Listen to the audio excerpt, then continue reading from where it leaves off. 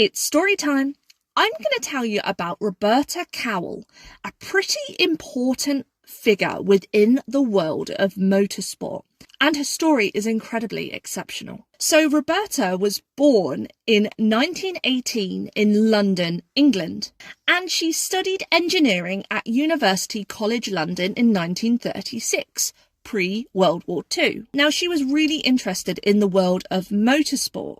And at school, she was actually active within the motor clubs. She snuck into the pits at Brooklands dressed as a mechanic wearing mechanic overalls. Now, she's pretty iconic for some of her experiments with racing.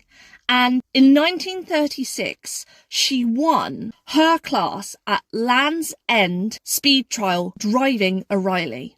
Pre-war racing, she owned 3 race cars and competed in the 1939 Antwerp Grand Prix. Now, during the war, she actually served in the RAF. Her plane was shot down in 1944 and she spent time as a prisoner of war. She returned to motorsport after the war had ended, and in 1957, she achieved a win at the Shelsley Walsh Speed Hill Climb. Now, something pretty important to note was that in 1951, Roberta actually underwent gender-affirming care and surgery, becoming the first known British trans woman to do so. So you can see why her story is pretty impeccable. Later on in her life, because of all the media attention and because of her story, in 1954, she sold her story to a magazine, which brought her wide publicity. Now, Roberta Cowell is a well-documented and known motorsport legend, particularly in the UK, and she broke barriers and history, paving the way for more inclusive recognition,